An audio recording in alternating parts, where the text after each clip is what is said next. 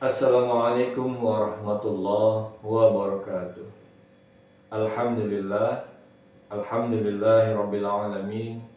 Arsala rasulahu bil huda wa dinil haqq liyuzhirahu 'alad dini kulli wa kafa billahi shahida.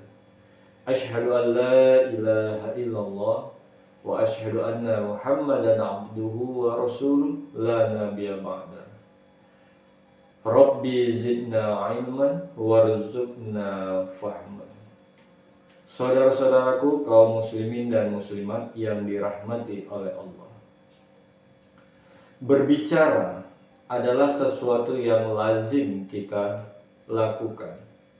Kenapa?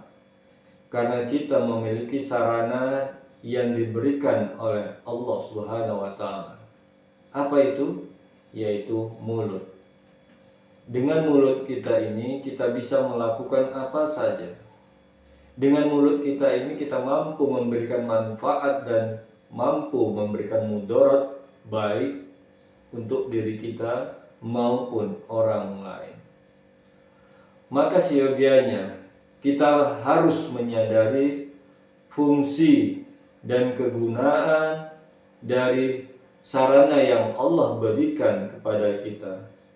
Gunakanlah mulut kita dengan sebaik-baiknya. Jangan sampai mulut yang Allah ciptakan untuk kita membawa mudarat buat diri kita dan juga orang lain. Banyak peristiwa-peristiwa ya ataupun fenomena-fenomena yang terjadi itu semua berangkat dari sebuah perkataan, berangkat dari ucapan yang dilakukan oleh kita ataupun orang lain. Di dalam Al-Quran banyak yang diungkapkan oleh Allah tentang orang-orang yang dengan sembrono menggunakan sarana yang Allah berikan, yang akhirnya itu memudaratkan dirinya sendiri. Sebagaimana yang dijelaskan Allah di dalam surat Al-A'raf ayat 12 sampai 13. Di ayat tersebut menceritakan tentang Allah dengan iblis melakukan dialog. Ya. Di mana di surat Al-A'raf ayat 12 Allah berkata, qala ma mana'aka, apa yang menahanmu ya alla tasjuda, untuk bersujud, id amartuka, ketika aku mengamarmu. Jadi ayat tersebut menceritakan bahwasanya Allah bertanya kepada iblis, ya kenapa? Apa alasanmu tidak mau sujud kepada Adam ketika aku ataupun Allah mengamarmu? Lantas apa jawaban iblis? Apa yang diungkap oleh iblis? Ana khairu minhu, aku lebih baik daripada dia ya Allah. Alasannya, khalaqtani min nar, kau cipta aku dari api, wa khalaqtahu min tin, kau cipta Adam dari tanah. Jadi yang menjadi alasan iblis tidak mau sujud kepada Adam dikarenakan asal usul. Dia menganggarkan asal usul dirinya. Ya. Dalam fenomena kehidupan sehari-hari, bukankah banyak orang yang mencontoh seperti halnya perilaku iblis ini? Ketika ada sesuatu yang dia banggakan, ya, maka itu dia jadikan itu sebagai alasan untuk tidak mau mengakui satu sama lainnya. Dia anggar dengan jabatan, dia anggar dengan parasnya, dia anggar dengan kekayaannya, sehingga dia sulit atau bahkan memandang rendah orang lain. Jadi bila ada watak-watak seperti itu, selayaknya jangan kita jadikan contoh. Karena itu bukanlah contoh yang baik buat diri kita. Jadi itu yang terjadi pada iblis. Ya. Dia mengatakan bahwasanya aku lebih baik daripada Adam karena dia tercipta dari api, sementara Adam dicipta dari tanah. Tanah itu sesuatu yang rendah, berada di bawah. Jadi dia memandang Adam itu rendah, posisinya berada di bawah, sehingga tidak layak untuk disujuti, tidak layak untuk diakui bahwasanya dia yang terbaik. Dia sulit untuk mengakui dirinya, diri Adam. Harusnya sesama makhluk, ya. Iblis dan Adam sama-sama makhluk ciptaan Allah. Siogianya sesama makhluk kita bisa saling mengakui dan bisa saling menghargai agar tidak terjadinya percekcokan, agar tidak terjadi ketidakislahan. Inilah yang sering terjadi dalam kehidupan kita sehari-hari. Nah, dari ungkapan iblis tersebut, apa resiko yang dia dapatkan? Resiko yang dia dapatkan akhirnya iblis terusir dari jannah dan dia menjadi makhluk yang hina. Di ayat 13-nya. Nanti bisa dibaca sendiri di dalam surat Al-A'raf 12-13. Itu merupakan satu contoh yang Allah sebutkan di dalam Al-Quran. Ketidakmampuan kita mengontrol ucapan kita akhirnya membuat diri kita menjadi makhluk yang hina di hadapan Allah. Tak layak iblis mengungkapkan hal yang demikian di hadapan Allah. Ya. Seakan-akan dia yang lebih tahu mana yang lebih baik dan mana yang tidak baik. Bicara api dan tanah, tentu Allah lah yang lebih tahu unsur-unsur yang terkandung pada api dan unsur-unsur yang terkandung pada tanah. Allah yang lebih tahu. Ya. Jadi itu. Di ayat yang lain juga ada Allah jelaskan, ya.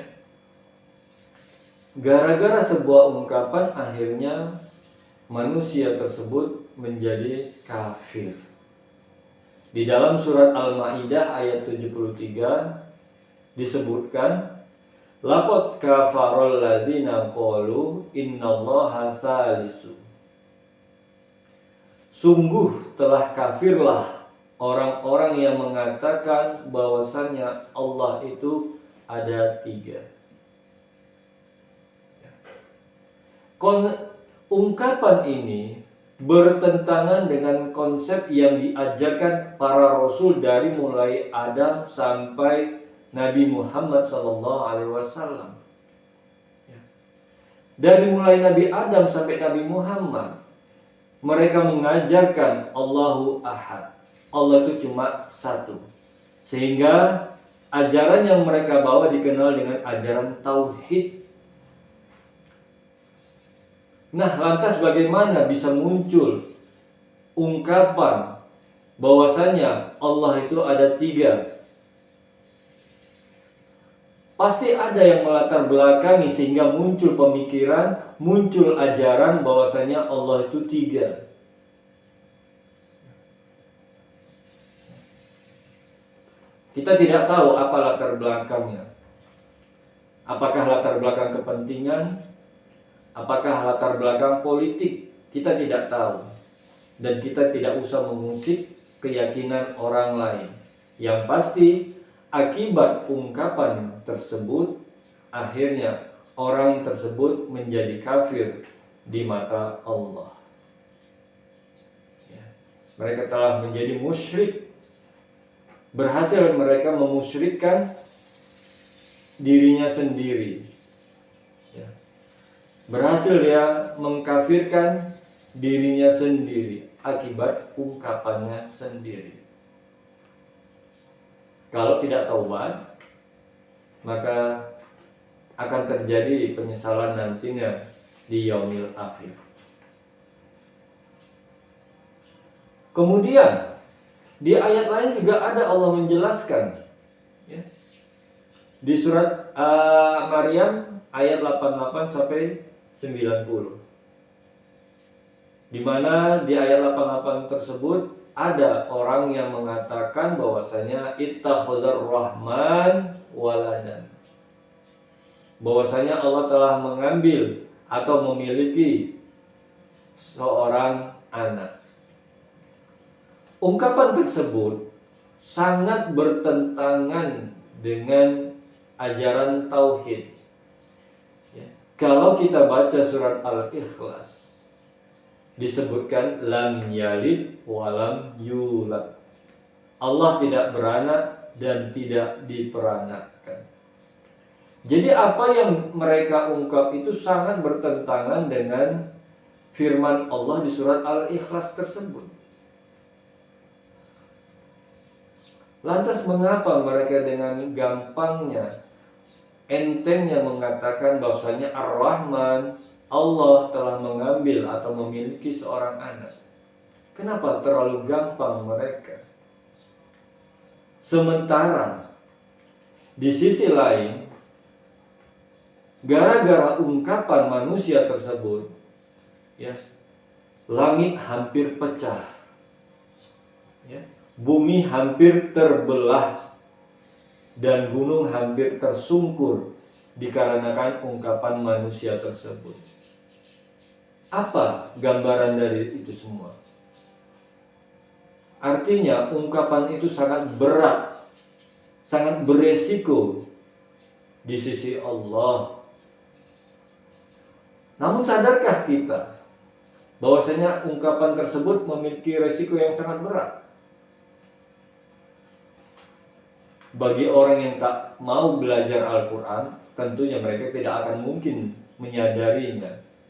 Tapi apabila mereka belajar Al-Quran, maka tidak akan mungkin mereka berani mengungkapkan hal yang demikian. Jadi itulah beberapa data, beberapa penjelasan yang Allah sampaikan di dalam Al-Quran.